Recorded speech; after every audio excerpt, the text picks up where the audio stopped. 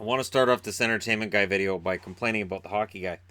First off, he got this really fun Nordiques hat about a week ago, and didn't wear it when he did a video that was Nordiques related. So that was bad. And the hockey guy only paid $4.93 for this on lids, thanks to a credit and all that other fun stuff. The hockey guy also acquired this through a subscriber and didn't open it until tonight, where I'm like, oh wait, I had somebody message me and say, did you get a package? And I'm like, wait, yeah, it's probably that, yeah, and that's it. And this is fun. It's Molson Canadian, $19.99, and that will definitely find a place. I need a man cave, and that would look fantastic in a man cave, or finding a way to hang that from the ceiling. So, with the hockey guy's incompetence aside, let's discuss the entertainment guy. Now, first off, I get asked every now and then about my Funko Pop collection, and I'm quite proud of this Deadpool as Bob Ross that I have. And tonight, I acquired Cable to hang out with him, because Deadpool needs a buddy. I'm also going to get Domino at some point, but I figure I see Domino everywhere, so I'll probably be able to get that one on clearance. I also acquired on Blu-ray Digital Deadpool 2. But that's not what we're here to talk about. We are here to talk about this. Oh, I didn't buy NHL 19 today. I thought about it, but I went into EB Games. And EB Games at Metrotown, there's a long lineup. And at EB Games, you'll get a lot of people who are really chatty in the line. Do you know when this game's coming out on the PS5? What's a PS5? It's a system, and then they'll get into like gigabytes and gigawatts, and then you just want to shoot yourself. So I don't hang out in lines at EB Games because it can end up taking forever. Because there's a lot of, do you have this game? Do you have that game? Oh, I was looking for this. Do you have that? When is this coming out? Oh, can I get on the pre-sale for? Hey, do you want one of these? Yes. Do you want to pay for this? Yes. And then they sell them on all the warranties and everything else.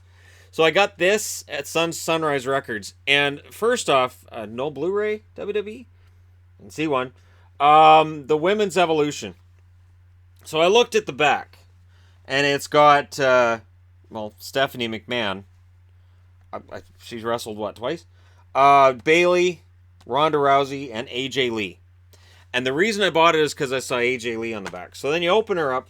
There's 3 discs. You'll see disc 2 because disc 1's still on my PlayStation. I only watched part of the first disc, and I knew I had to discuss this because there's some whitewashing that goes on with this on some level, and while I get it from a marketing standpoint, it's a little weird. So this is disc 1. Disc 1's very busy. There's a lot going on with disc 1.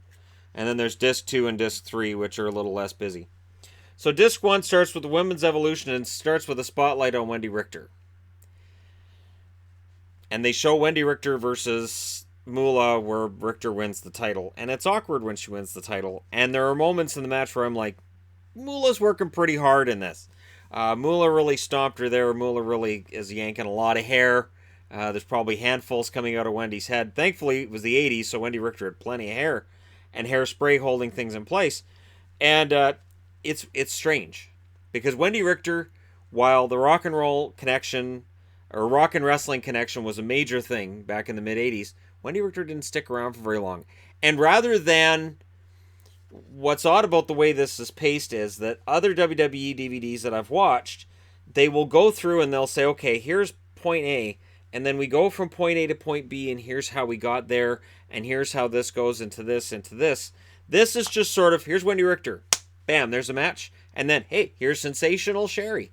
And they show an old interview with Sherry Martel, obviously an older interview. And then for her match, they picked the Survivor Series match in 1987, which was Fabulous Moolah, Rockin' Robin, she's not rockin', Velvet McIntyre, and the Jumping Bomb Angels versus Sensational Sherry, Dawn Marie, Donna Cristonello, and the Glamour Girls. Now, the Glamour Girls were the WWE Women's Tag Team Champions. Yes, there were Women's Tag Team Champions at one point, and it was basically used because they needed to figure out what to do with the Jumping Bomb Angels. They had these Japanese ladies who were very good wrestlers. And watching this match, what stood out to me was they were the ones that knew moves. That I could see moves they were doing and say, man, that's some really nice moves that they're doing there. The rest of it, women at that point had a limited moveset. And it showed. And in a match that went beyond 3 or 4 minutes, you're going to see a lot of the exact same spots over and over and over again. So it's a match that really, it ends up spotlighting the Jumping Bomb Angels, and all I can think is, Sensational Sherry was your champion at the time, and this was the match you picked to spotlight her? It seems weird. And again, Moolah's in the match. She's supposed to be a face, I guess. The crowd didn't seem to be into it at all. There were numerous clumsy-looking exchanges. And when I see people talking about current women, and Sasha Banks botched this and botched that, Sasha Banks and the women of today's WWE are much better wrestlers than they were back then. And we all know there's all kinds of reasons why women's wrestling's taken more seriously now. But what's weird about this too, and the reason that I'm doing a review of this is because it goes 87. The next match they show is from 95. So there's nothing from 88 to 95 or 88 to 94 worth watching, I guess. And the spotlight is on Alundra Blaze. Then they go to Ivory in 2001 against China. So what are they skipping? Right. They're skipping the entire era where women were in the bra and panty matches. Where women were just eye candy. Where they were bringing in Playboy models. And every woman in the organization was getting breast enhancements at the time. Which I believe WWE was paying for. And that's what they were eye candy. And their wrestling was limited. Wrestling skill was very limited. I look back and Stacy Keibler, other than that leg pin she did in the corner, did she have another move? Not much. And she was there because she was pretty. Tori Wilson had some wrestling skill beyond what she was allowed to show, but in general, it still came down to the fact she was pretty. And they had some really creepy storylines with her. And and her dad wasn't. I hope that really wasn't her. Anyways, no. And so they take that entire part of women's wrestling, and there's no chapter on this. So based on the first 2 chapters I've watched, I would be very surprised if it even gets mentioned. And then they spotlight Ivory, Victoria, Lita, Molly Holly, and I have to say, in defense of this package, thank God Molly Holly's in here. Molly Holly was an excellent wrestler. She was also very pretty. And all they ever talked about for a while with her was, she has a big ass on her. She didn't. She really didn't. She just wasn't as skinny. Skinny's the wrong word. She wasn't as tiny. She wasn't as small in her build as other women in the company at the time. She wasn't fat. But, that was the whole thing. Trish Stratus comes out and talks about she's got a fat ass, and then that became the big thing. And it sends a bad message. And again, you don't see wrestlers coming out. Like, can you imagine if other than Scott Steiner, their fat asses, one of the funniest promos in history. Scott Steiner talking about how fat the Dudleys are. Absolute, complete, total, primo gold. I can't touch it. I can't imitate it. It's fantastic. But really, that was what the women's division was at the time. And so Molly Holly was sort of against that. Now, the match they have of Molly Holly's on here is from WrestleMania 20, where it's a hair versus hair match between her and Victoria. And going into that, nobody thought that Victoria was going to get her head shaved. So that was the match going on there. Then they go to a spotlight on Trish Stratus. Trish, fine wrestler by the end of her career, but, it started out with her just being the eye candy, right? TNA, Test and Albert, they were just together so you could have Trish out there and say TNA and have Trish walk into the ring with everything pushed up here and skin-tight leather on her legs. Like, it was just, or whatever she was wearing at the time. Depended on the day. Sometimes it was that red miniskirt. Beautiful woman, but that's where it started. And at the time, WWE was putting out these DVDs of the divas, and it was just girls in bikinis hanging out on the beach. Speaking of which, the next chapter is a spotlight on Mickie James. So we go Lita, Molly Holly, Trish Stratus, Mickie James. Mickie James, one of the best wrestlers the company's ever had. The match is from 2006. It's a WrestleMania 22 match between Trish and Mickie. I believe that's the match where Mickie did something really over the line, and I have a funny feeling it's going to be edited out. Because it was really over the line. It was funny. I thought it was funny. And for her to do this spot, I'm pretty sure that Trish would have had to be okay with it. But I have a funny feeling they're going to edit that out. So they go from Mickie James to AJ Lee, which means they go from 2006 to 2013. So again, they're skipping a whole Diva era, right? They're skipping Maurice. They're skipping Caitlyn for the most part. They're skipping Eva as well when she was your champ. And they're skipping a lot of that. And I can kind of understand it, but I thought they would have Maurice match on here. The AJ Lee match is a Divas Championship match between AJ and Caitlyn. So I'm glad Caitlyn is in this DVD package, because Caitlyn's kind of an underrated one that gets kind of shoved under the carpet. And it's too bad, because honestly, she was fantastic. There's no Beth Phoenix. I'm really surprised Beth Phoenix doesn't get an actual spotlight of her own. Spotlight on Paige, and they have the NXT Women's Championship match between her and Emma at NXT Arrival. That was a great match, and it's criminal that Emma is not still in WWE, and that she doesn't have her own chapter, but she's not in WWE right now. Disc 2, you have a spotlight on Natalya, the Bella Twins, because of course.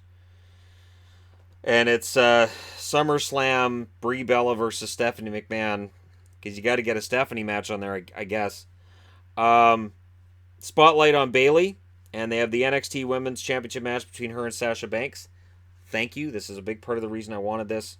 Then April 2nd, 2016, with the spotlight on Charlotte. It's Charlotte versus Becky Lynch versus Sasha Banks over 2 years ago, and they're still recycling the same women. It's understandable, and yet somehow Becky Lynch gets her own chapter as well. She gets her own chapter, and for her match, they give it a 6-pack women's challenge from Backlash, also in 2016. So that's too bad, because, again, Becky one-on-one is excellent. Becky had some amazing matches in NXT with Sasha Banks. So it's too bad that wasn't something they used, but that's okay.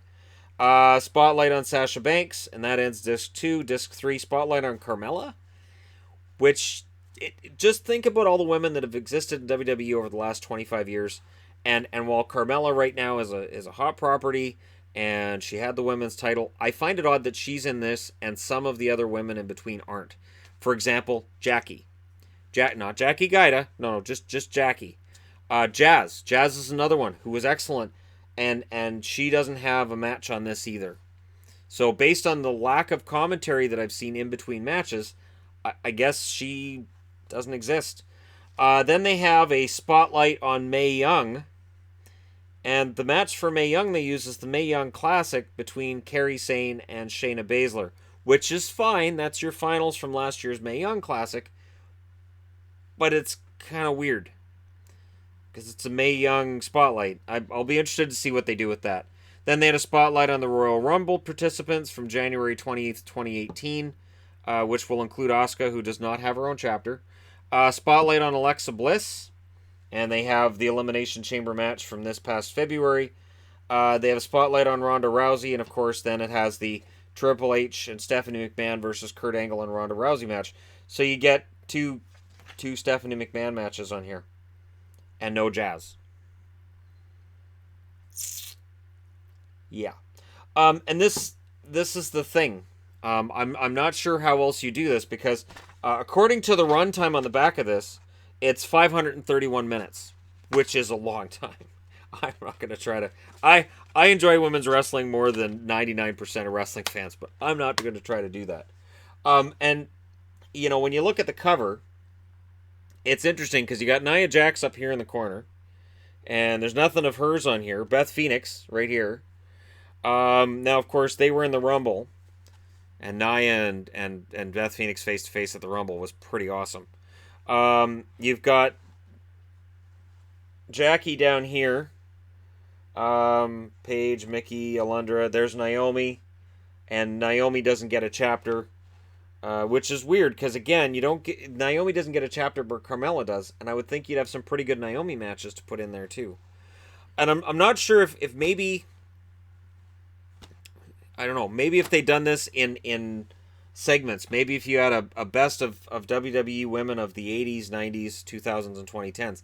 The issue with that would be your 2010s DVD would be about 12 hours, and your 80s would be about an hour and a half. What's obvious when you look at matches from the 80s, even the Wendy Richter Fabulous Moolah match from WrestleMania 1, the crowd was dead for most of that match. The biggest pop is Cyndi Lauper. And then when Cyndi Lauper punches Moolah in the face, that's where the referee's supposed to call for disqualification. But because it's a women's match, who cares?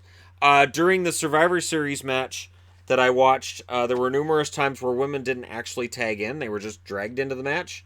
And the referee didn't care. Just, okay, all right. And it was awkward. It's really awkward to watch that. So, and I say that as somebody that it would be nice to see the women's division. And again, I'll go through this whole thing, and I'll let you guys know how the rest of it works. Because again, I don't expect a lot of fans to pick this up necessarily. Part of the reason I buy this is because, and I mean, I got the WWE channel, WWE Network back, going into the women's revolution, and I've watched some of the Mae Young Classic, and I'll talk about a couple of women I've seen in the Mae Young Classic that I think really deserve a shot at something. The difference between then and now is insane. Back then, they all basically wrestled the same. As I said, they all had the same moveset. They had the same spots they would do. They all looked very similar in the ring. Their ring attire was basically the same. There wasn't a whole lot put into it. You look at the way the ladies are dressed now, and there's so much more thought put into it. There's so much more individual differences between each woman and the way they wrestle. And other than the fact that I think they pushed the wrong women, I think they've just destroyed Asuka at this point. I'm not sure why. And that's what we were all worried about when we watched her in NXT undefeated forever and looking awesome. That she'd go to the main roster and she'd end up lost in the shuffle, and that's kind of where she is right now. And that kind of happened with Becky at times as well. Although Becky's the best thing going on right now on SmackDown. They want us to boo her. It's not going to happen. And hopefully they go with it. Leave her with the badass gimmick. And just have the fans boo Charlotte right into the ground. I think it's just absolutely amazing. And when I go see wrestling in a couple weeks, it is a shame that I am not going to see SmackDown. I'll say that right now. I think SmackDown is better than Raw. And I think Becky Lynch is a big part of the reason why SmackDown's better than Raw right now. I think Raw, there's kind of this, the Shield's back again. And yes, you have repetitive matches over and over on both shows. And Becky and Charlotte have fought before. But this is just better.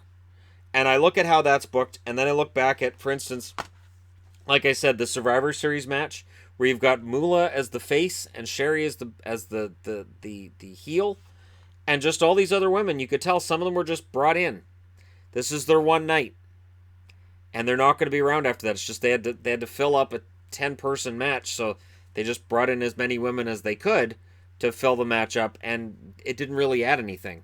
Whereas now, if you have a Survivor Series match involving women, you can have a lot of different women with a lot of different looks, a lot of different personalities.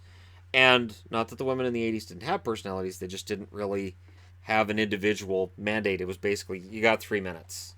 Yeah, that's nice. That's you got 3 minutes. You're not doing all those spots. It's not happening. You got 3 minutes. Basically, your match is a bathroom break, and wrestlers backstage don't even care, and the fans don't really care either. So I'm very happy about the fact that the company's moved forward and it's got better. And that the women are taken more seriously. I really hope that by the end of this 3-disc set that I agree that they've done it really, really well. But there are certain women that don't have a chapter, don't have a spotlight, like a Beth Phoenix, that I think should. Beth played a huge role in changing the way that women were portrayed. And the Beth and Natalya 2-woman power trip was fantastic, and it didn't last long enough. That was awesome. And I hated them, but I loved them at the same time when they were together as heels. They were fantastic. And that didn't last long enough, but that tends to be the other problem, that it's booked from week to week that's different. Like Alicia Fox, is she a heel? Who knows? Because next week she'll be a face and then a heel again. Sometimes in the same show she'll just switch spots. It's too bad because the money is there and I think the fans will watch. But part of the issue that existed back in the 80s, and I think to some extent still exists now, you have an old boys network that look at it and say, well, yeah, they're really good, but it's women's wrestling.